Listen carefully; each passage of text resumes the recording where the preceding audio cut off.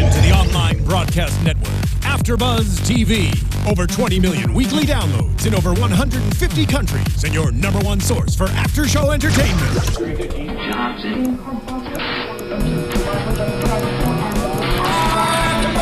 AFTERBUZZ TV, the destination for TV superfans. Producing aftershows for over 300 of your favorite TV shows. Interviewing celebrities and showrunners. And bringing you behind-the-scenes exclusives. All thanks to E! Entertainment's Maria Menounos, producer Kevin Undergaro, and internet leader Akamai.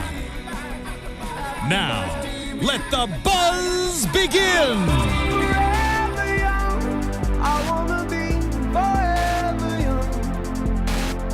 It's too good. So good. Hey, After Buzzers, and welcome to the Forever After Show. I am your host, Pegah Rad, followed by my lovely co-host. Hi, guys. I'm Kate Aquillano. We're going to be recapping Forever, Season 1, Episode 5, the Pugilist break. Pugilist break. Oh, I'm not sure. The way he said it But was yes. just so wonderful. I know. We're like, before the episode, we're like, how do we say this? We're like, hopefully it's said during the show.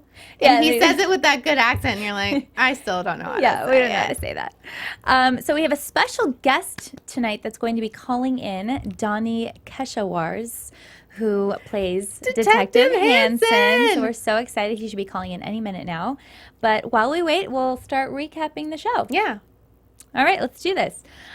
So starts out, couple comes into the apartment. Mm-hmm. They're wanting to buy it. What was the guy's name? Wendell? Wendell. She's like, Wendell, do you like it? I know. I knew. Well, we see the boxer and the little kid. Oh, that's right. And so you're like, something's going to happen because the little kid's worried about this boxer.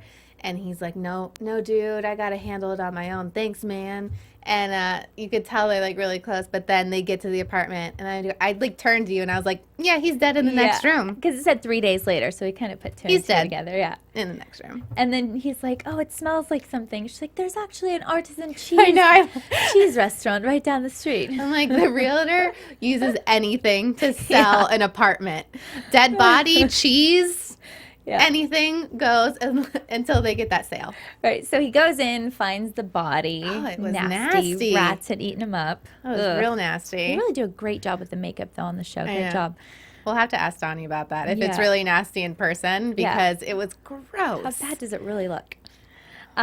So they find the body. Then it flashbacks into, let's see, the neighborhood. The neighborhood. So they're walking through the neighborhood, and that's where the theme of him saying history repeats itself starts initially in that and episode. I love, this kind of happens in every episode of Forever. It's the flashbacks parallel or somehow connect to what's going on in the current episode. Right. So, yeah, like history repeats itself. I think it might be the same building that he's going into. So he has so much history with, in that room. Exactly. So it really hits hard with him. Yeah.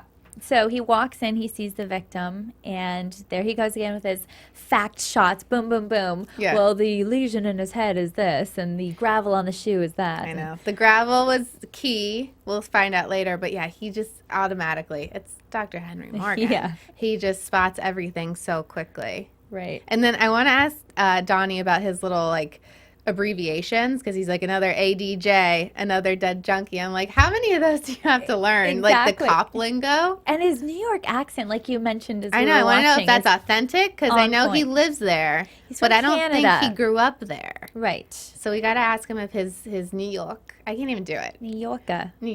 Hey. New York accent is legit. We'll see. So then we go to the examiner office, and they ID him as Raul Lopez. How did they ID him? I don't remember. Is that? I don't know. DNA. I don't know if he might have been in the system, because we find out he had a history of drug abuse. Okay. Maybe he was arrested in the past. I don't know if they quite say exactly how, but they identify him as Raul Lopez, and he determines this is a murder investigation. It's not just some junkie who overdosed on, by his lonesome. Right. And that's never enough for Mr. Morgan. So they have to go to the scene of where they found the body. With Lucas. Lucas's comedic, lines. What did he say right when they walked in? He's like, something like, I'm having a great time, I must tell you, or something really He just wants to be best friends with Dr. Love it. Morgan. There wasn't a lot of Lucas in this episode, which makes me sad. I need more Lucas in every episode, but that scene was funny because he's like, they're trying to figure out what heroin he bought and potentially used, because if Dr. Morgan identifies the specific batch of heroin, they can trace it back to the seller and then to the creator and then find out who killed him. You know, in his mind, that's an easy, like, murder case is closed. And Detective Martinez tells him a murder case is brick by brick. You have to, like, it's not that easy. But they figure out if they get the rats, as gross as this is, the rats ate Raul. So if Raul had heroin in him, the rats have heroin in them. So he tasks Lucas to capture some rats. Oh, gosh. Rats? I used to work with rats. Why? In a neuroscience laboratory. Oh, you're fancy. And they bite. Well, he was worried about them biting him. Yeah. They're not fun to play with. I don't want to even think about that. So we have that cool little flashback moment where Dr. Morgan's flashing his flashlight, and then it turns into a lantern. I thought that was so cool, that transition. It was a really good transition. So then it goes into the flashback. Was it with the orphan? Was that the flashback? No, it was the dad was dying. The dad was dying, okay. So basically the building was a place where a lot of immigrants, when they first came to the U.S., that's where they would stay. And unfortunately, there was a lot of disease and sickness, and so Henry Morgan would be there because he's a doctor. And this is where we find out there's a little boy, and his dad has passed away from typhus. Yeah, I'm not good with 1900 diseases. I'm sorry. So Dr. Morgan leaves the apartment and runs into the drug dealer who's just casually standing around. And I thought that was very convenient. He's like, you want some H? I'm like, it was very convenient that you're standing right there, and that you're willing to talk to a total stranger. Yeah. Because usually they're like, dude, I don't know you. I'm not talking to you. Right. So we asked him, did Raul buy from you? He says, I can't break that confidentiality. You're a drug dealer. Very high moral standards. And then he finds out that he's like, Raul hasn't bought from me for years. He's been clean. Right. And so Henry's kind of like questioning, well, then if he didn't die from an overdose, we need to get to the bottom of this. And he's like, I can get the heroin from him. So he's like, how small of a amount do you sell? And the dude's like, give me $40. And as he's like making the exchange, of course, 50. Cops come rolling up. Yeah. Then we go into the medical examiner's office, and Lucas comes through with all the rats. And, it's something so rewarding about, like, he gets tasked with something and he delivers. Like the last episode, it was, I forget. He had to go get the ring out of the liver or whatever. Oh, he used that as an excuse. He had to get a liver biopsy, so he said he dropped his ring. That was a good one. He's like, I had to get the ring out of the body. Yeah. And then this time it's like, collect rats. He gets all of them in the nest and brings them all nicely. He's like, I didn't want them to be lonely. I'm like, Lucas, they're rats. He's so cute. They don't care. But he's also, when that's happening, Morgan's also being yelled at by the lieutenant. And she's like, so you're telling me you weren't going to use the drugs. They were for research. She's like, that's just about the stupidest thing I've ever heard in my 20 years of being on the force. Yeah. But, I mean, obviously it's true. And then Lucas comes in with the rats, and she's like, I mean the second stupidest thing.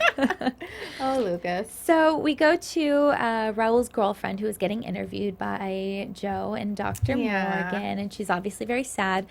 And she's talking about how he was, he had a second chance in life, and he's mentoring the kids now, and he really wanted to change his life around, and that he wasn't into drugs. And then, let's see, the heroin reports come back, and it ties him to way too many drug dealers, so they're like, okay, we can't take that route. There has to be some other thing that we can do. And she mentions that we've we heard it as a viewer, but I'm not sure Martinez and Morgan heard it, that Raul was so invested into the rec center, and the wife really says, you don't know, like, he's turned his life around. He spends countless amounts of hours at that rec center mentoring kids.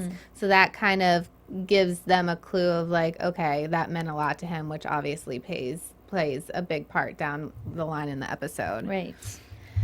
So then Lucas steps up again and he performs rectal surgery on the rats. So he actually goes in for the rats. Yeah, and grabs the skin or whatever it was that they ate from the rats, and they found the ring. Yeah, which is there's a boxing glove on the ring. Yes. So they go to the box. They're like, boxing glove ring. Wonder. Might as well go to the boxing place ring. I don't know Rec what center. Club rec center. Yeah, the rec center. So then they go in and talk to Fabian. So we get Fabian with the fresh wound on his eyebrow. You called that. You were like, he's got something going on right here. Yeah. And they start asking him questions for some reason, think he's suspicious or whatnot. Yeah. And then he mentions Delgro. Yeah. So Delgro's the construction company who wants to take over the rec center, rebuild. He wants to take over basically the whole neighborhood because the neighborhood's called Alphabet City, and it's in the beginning. Catch. Got it.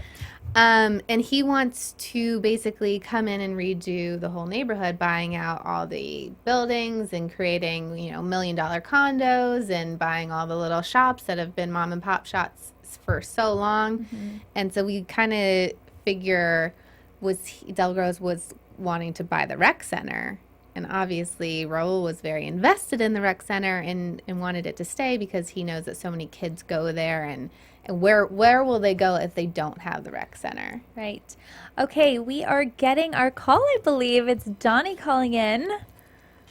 Hey! Hey, Donnie. AFTERBUZZ. Hi. How you doing? How are you?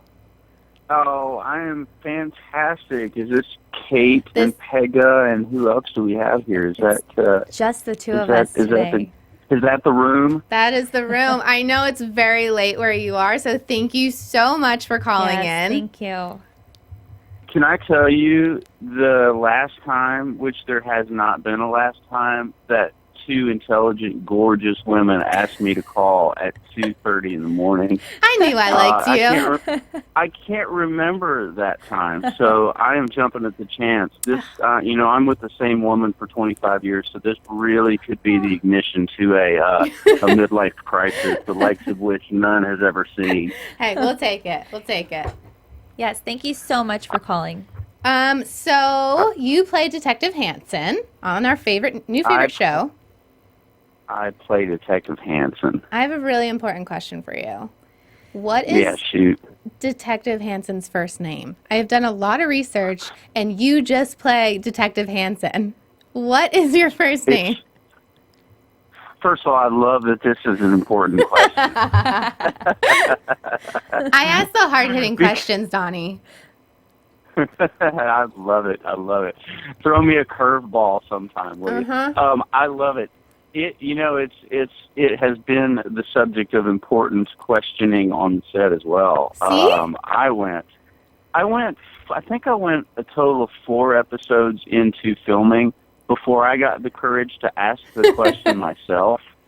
I was like, do I have a first name? It's very important. And rather than like someone amazing like Matt Miller, our show creator, or like some amazing director like John Kretschmer, the one we had with tonight's episode, answering that question, they just wrote it in. However, it was so quick and in such an inconspicuous way. Joe gets on the phone, I think it's in tonight's episode, and is like, "Hey, Mike," and apparently she's talking to me. So I think my first name is Mike. But literally, to answer the question is like you would need Henry Morgan-esque observational skills. I was just gonna to get that. So I think we're talking to Mike Hanson. That's a very New Yorker name. Yeah. We were talking during the show. We know you live in New York, but you are not originally from New York. Is your accent legit? Because you have a pretty good New York accent on the show. Oh my goodness, thank you. It's not legit on the show. It's I mean, I hope it sounds legit is to answer the question. I grew up in Arkansas, the furthest place from Nice. New York City.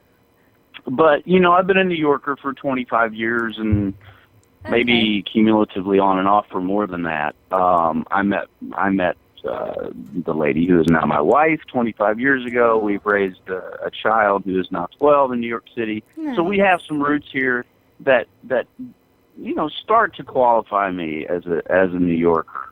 Certainly will never be native, but I've been around these parts enough that, you know, I know characters like this. That accent kind of soaks into my, you know, my DNA. Yeah. You know, at this point. So you know, I hope I'm doing justice to all those good folks that I've met along the way up in this great city. But I'm not a native New Yorker. I grew up in Arkansas. Very nice. But I love my new home. Nice. Now, speaking of tonight's director, I actually have worked with his wife, and I tweeted her to get some little inside info.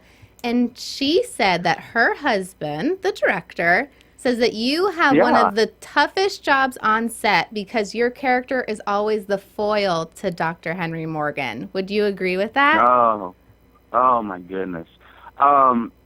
It certainly is. It is. It's like, you know, this guy has to be right all the time. Like, I'm trying to solve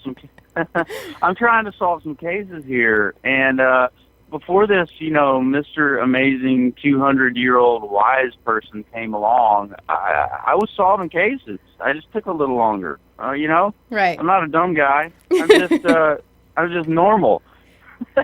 You know? Exactly. Now you're the detective. You don't want to be shut up by a medical examiner. Yeah. I know it. I know, and it happens every darn time. You know, it's interesting. Yeah, I guess foil is an interesting way to put it. I just feel like Mike Hanson. Mike. We'll keep saying Mike. Mike. Has got, you know, he's got, I don't think he's a dumb guy. I don't think he's stupid or thick or anything like that. I just think he's a normal guy. And I think he's also, he lives in a little box, and he's maybe a little conservative, and I think he's got a lot of room to grow, which I find fun playing. So rather than sort of hang my, you know, when I approach playing this role, hang it on some place where coming from like, well, he's has some kind of lack of intelligence or something like that. I try to hang it somewhere on a place where he's more like just, he thinks straight down a line. Right. And, you know, maybe, hopefully, as things unfold, we see him be able to think off of that line and maybe even learn from this weirdo that's come around. That's what I was just about to ask. I feel like Dr. Morgan and Detective Martinez are so close, obviously. Are we going to have some bonding between Hanson and Morgan in the future? Yeah, I think so. I mean, I do think so. I mean, certainly, he has to, I do know that Hanson has to start upping his A game when it comes to solving these cases. And, you know, there's a couple episodes now that we're filming where Hanson's doing his crime solving, and he comes in and he's all gleeful, and, you know, he's got some lead that he's chased down and very earnestly shares the information with Joe or Lieutenant Reese or someone. And it seems to be a really, really good lead, only to have Henry come and crap on his lead and be like, you know, that's, and it just makes him feel small and want to cry. But yeah, I mean, I do think if there's any bonding that takes place, it's in the way of like a, you know, I think we're going to find that there is more of a respect that Hanson has for this guy. I see that. And it sometimes will be sort of silent and unspoken, and then it'll be in other ways where it'll be more illustrative, like what I just described. Where like, oh, this guy's really trying to, in his way, be some version of this guy, you know, in the way that he solves crime, and kind of look a little deeper than he normally would into things. And so that's fun to play with. And in doing so, yeah, they're gonna cross paths and come to some sort of understanding of who the other is. Good. If nothing else. Now, tell us about the set. What is it like on the set of Forever? Who's the goofball? Are there any bromances going on? Pranksters. It's a boring answer because it's pretty much what you would see. Like Joel David Moore just has everyone in stitches.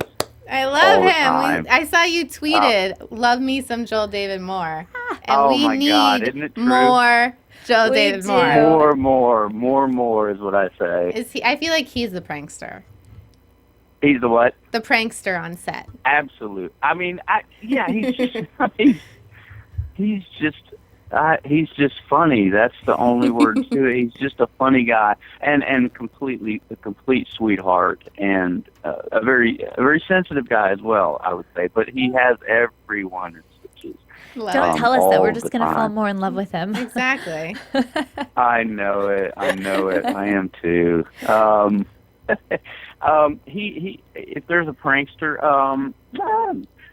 I don't know that we have a bona fide prankster yet, but I'll try to. You fill that role.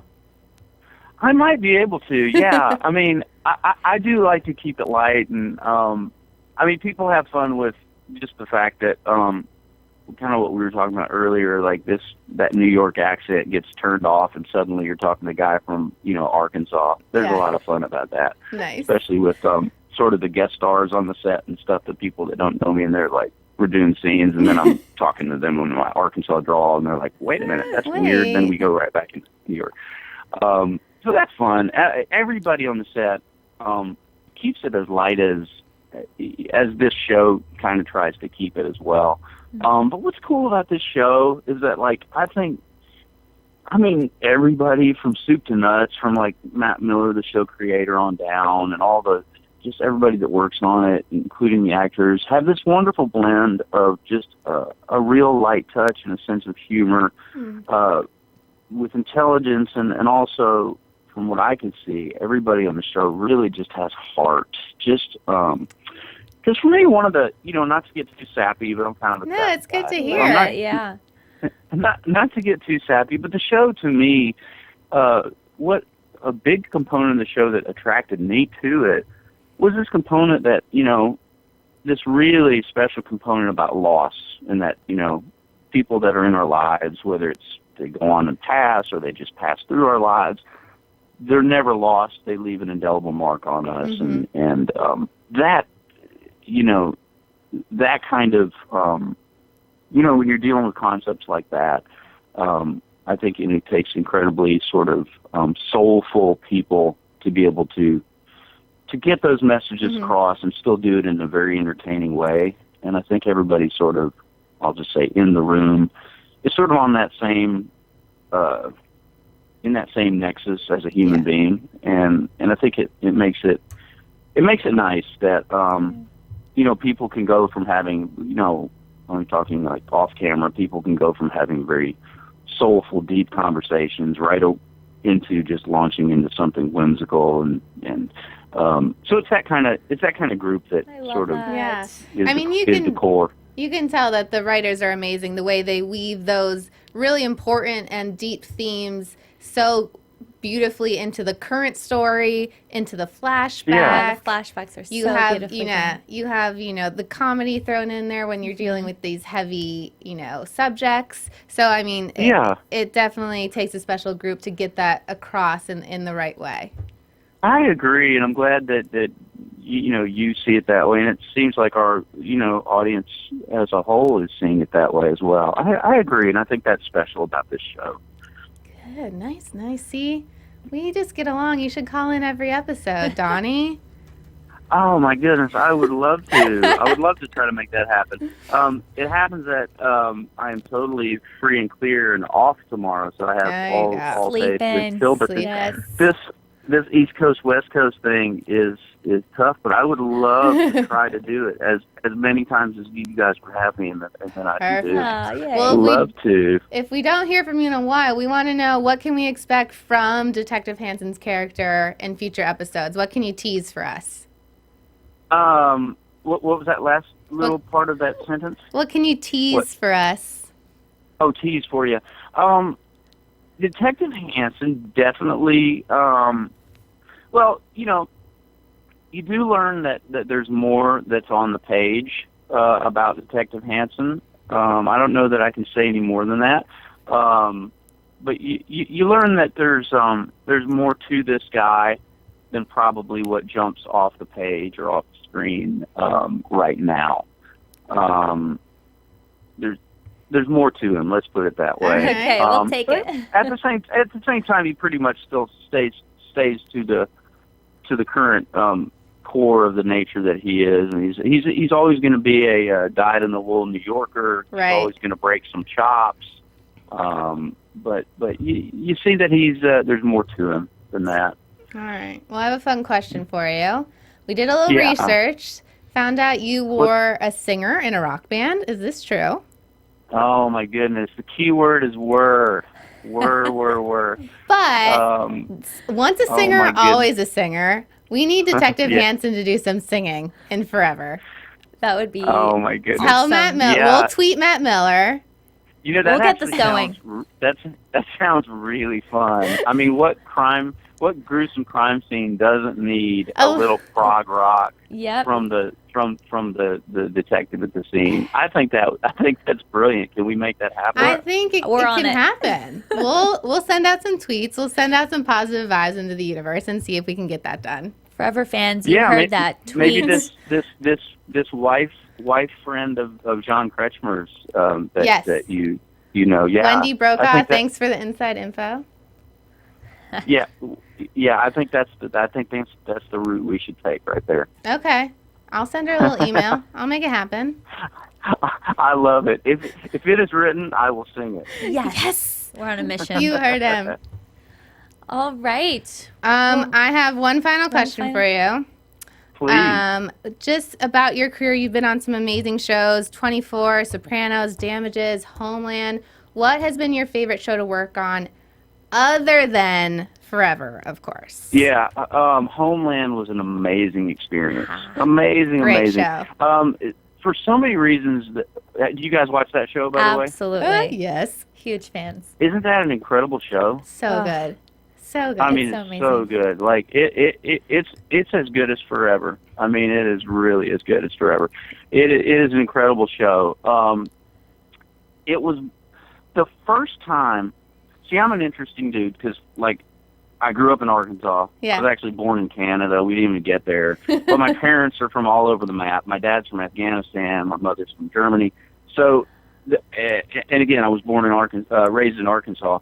This was the first time in my life, and I've been acting since, like, forever, to be, no pun intended. Forever. I've been acting forever. It's hard to use that word anymore. I know. By the way.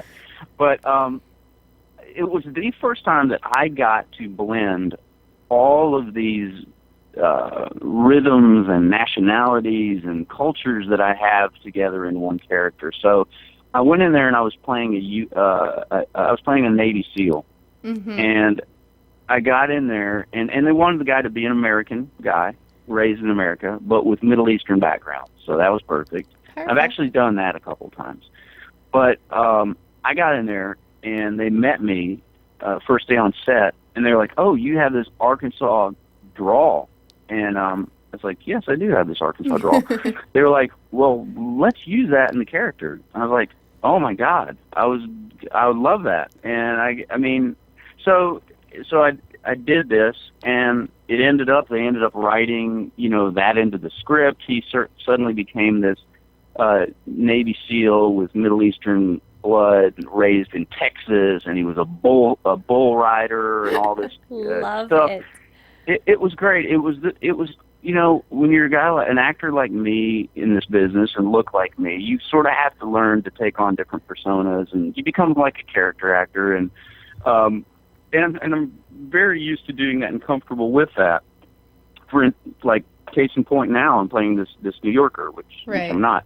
But this was the first time that almost every skin that is me was able to be used in the character. That's so that I was playing. interesting.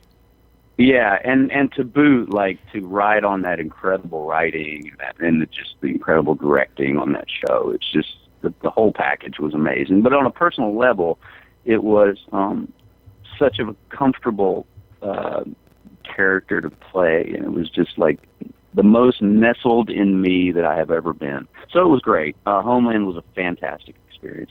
And all those other shows that you mentioned that I've been on were equally fantastic. But this character was special. So multifaceted really special. in you. Yeah. Perfect. It was great. Yeah. Awesome. Well, thank you so much once again for calling in. We really, really appreciate it. And that was so insightful and exciting. Yeah, please, we want to hear from you again. Yes. Hopefully we can plan this on another day off when you can stay up late again. Are you kidding? It would be my absolute pleasure. Just let me know anytime. And I know you're new to Twitter, so where can our viewers find you on social media? What's your Twitter handle? I am so new to Twitter that I'm not even I think it's... Would it be at Donnie Keshawarz? Seriously, somebody asked me this the other day, and I didn't go and ferret it out and get the actual answer. I think you're at Donnie Keshawarz. Yep, you are. I can confirm that. Does that sound like a Twitter handle? That is. That sounds and right. guys, he is 6 followers away from 500. We have to get him to 500. Let's get that 500. Oh, get yeah. Him to 1,000. So at Donnie Keshawarz, at least we solved one mystery here tonight. We did it. Who needs Dr. Morgan? Who needs Dr. Morgan, okay? Who needs him? Who needs him? Exactly. I'm only in my 40s, and look what I'm doing. Hey, you're on Twitter. That's all that matters. Thank you again so much for calling in. We hope to hear from you again soon. Anytime. Thank you so much. And I love that your name is Mike Hanson, and we've solved that mystery. I love it. We found out here tonight. All right. Thanks, Donnie. Thanks, Have girls. a great night. Thanks, ladies. Thank you so much. Good night. Of course. Bye. Love it. Such a sweetheart. I love that Arkansas draw. Oh my gosh. I'm from Georgia. I can appreciate some accent. I love it. All right, I want to take this moment to just say to search us on iTunes, leave comments, leave our show 5 stars. And also, if you're watching on YouTube, leave us comments. We love to read those. And also tweet at us. We definitely love getting feedback from our viewers. I mean, we need to tweet for Donnie to sing. Yes, and maybe we can get questions, for I future asked. times. It's late. So we didn't get too many questions. One question I got for Donnie was, aren't Ioan and Alana the best looking leads in history? Guys, everyone knows the answer to that, so I wasn't going to ask. But good question. But back to the episode. We left off. Where were we? So they went and talked to Fabian in the rec center, and then Dr. Morgan looks over and he sees the little boy sitting there really sad. So he goes and he talks to him and finds out that he was his big brother, mentor kind of thing. Now you have a little tidbit on this young boy. Yes. Wendy Brokaw is coming through with our little inside information. Like I said, a colleague of mine, her husband directed the episode, and he wanted everyone to know that the little kid in this episode is one of the rotating Simbas in the Broadway play Lion King. So that's awesome. Yeah. I mean, way to go, kid. Talented young boy. Yeah. So if you see him in the thing and you're like, where have I seen him before? Probably saw him on Broadway. It's Simba. So then we get to, let's see. I think we go to another flashback. Flashback of the orphan boy. Yeah. So again, with the paralleling it to the actual. So he's back in that building, and he brings him bread because the little kid's an orphan, like you said, and he has no one taking care of him. And he has the potential to get sick as well because he was living with his father, and his father died. And this is where the kid gives Dr. Morgan the other medical bag. Yeah. And he goes, "It's from my father. He was a leather worker." So it just shows like how connected he was with these, people that he cared for. And when, they had no one to turn to, he was there. Right. I mean, he ends up being so sensitive in every episode. So Oh, it's like, Morgan. yeah, such a cutie. Then we go out, and Morgan and Joe go to the Delgro's construction site. And the first thing he sees is the gravel, and he ties it to the bottom of Raul's shoe. That was too easy. I picked up on that. Yeah. You don't need to be 200 years old to pick up on that. Yeah, and then he gets crazy, and he's like, okay, I know something's going on here. This is a hot zone. So they... Yeah, Raul's cell phone's still turned on. It's still transmitting. They just, from the area of the construction site, they just don't know where. And there's this it's like the cushiony stuff they put on playgrounds now for kids not to get hurt. That stuff is so cool to walk on. Yeah, they're like, it's a little bouncy, yes. but it's just kind of like a foam. So if you tear it open, there's just that gravel underneath because it's just like a bouncy surface. And he literally tears it open to find the cell phone. Yeah, it like takes off his shoe and just gets in for the dirty work. Yeah, it's too much. So they find the phone. He finds the phone, and then they look at the last caller, and they call it back. And guess who? I called it. Yep, you totally called it. So I was like, his phone's gonna ring. Yeah, standing right there, picks it up, and we find out it's him. Yeah. We missed though. We went to the bodega right before the construction site, and we talked to the guy there because again, Delgros is buying up all the businesses around, and we find out that this guy wants to sell. Sergio wants to sell. So then they go to the construction site. The phone leads to Delgros, and they bring him into interrogate. Well, it's not really an interrogation. It's just kind of like a little meeting in a boardroom. Right. But they question him. And then we get into a little thing at Abe's shop. He gets sad about him because he's really attached to these sentimental things. He finds out that the bag was sold to a podiatrist. I might be like the stupidest person because I never really put two and two together. You know, it's an antique shop. And Morgan has so many antiques because he's 200 years old. I never quite like put the two and two together. That's why he's in that business. Yeah. Until this episode because he talks about like his credenza being sold and his medical bag being sold. I was like, oh, that's why Abe owns an antique shop. He's like totally cashing off Dr. Morgan. Yeah, I did not put that. I can figure out who the killer is. I called the killer in this episode, but I can't. Getting so good at that. I watch a lot of TV, guys. Yeah. Not call something it to be almost proud every of. episode. I'm on a roll. You really are. I hope I don't jinx it, but I can't put two together that's why they own an antique shop.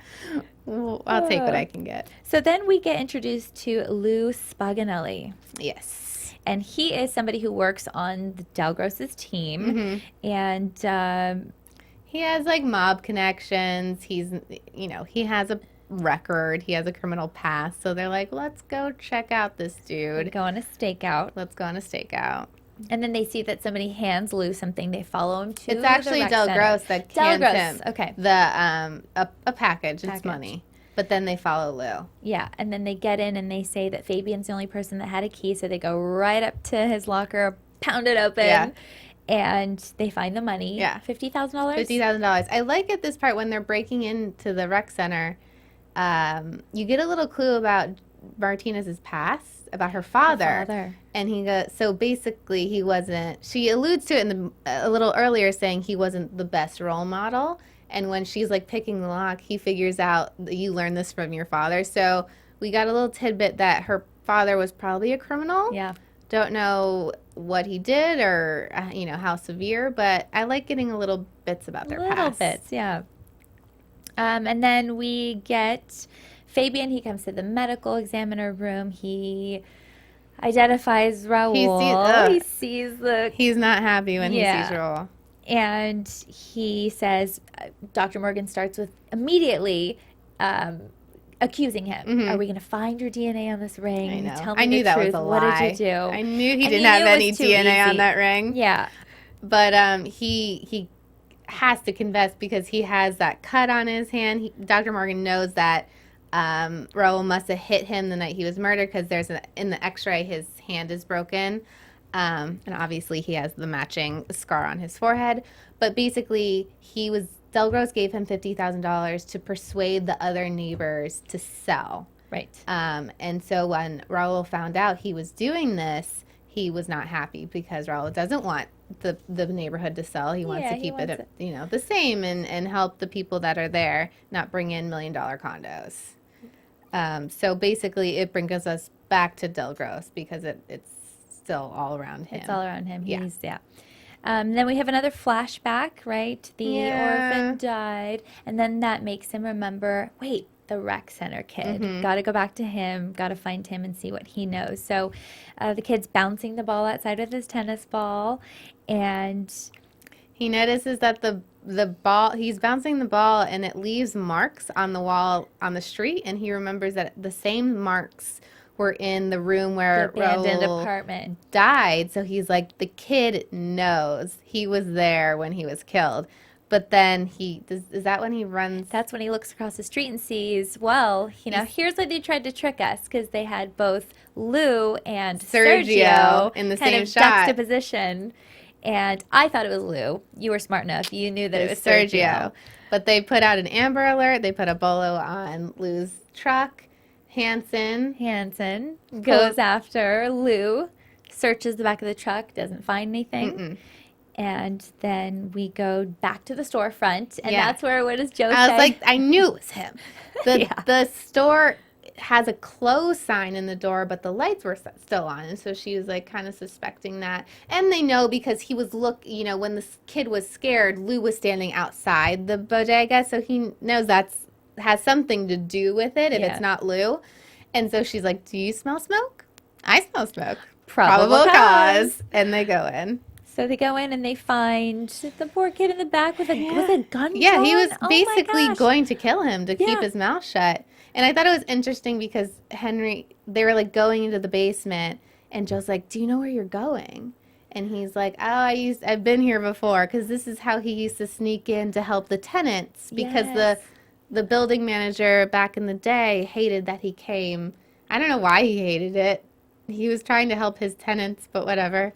But that's the way he used to sneak up into the building to help all the sick patients. I feel like one of these days Joe's going to catch on to something from the past, and he's just not going to be able to cover it up. There's not going to be an explanation. He's just going to be like blank stare, like thinking, like wheels turning. How do I explain this to make sense? Right. I can't wait till that moment. So then the kid is in the back. Okay, the gun's drawn at him. Then the chasing starts. Yeah, they save the kid.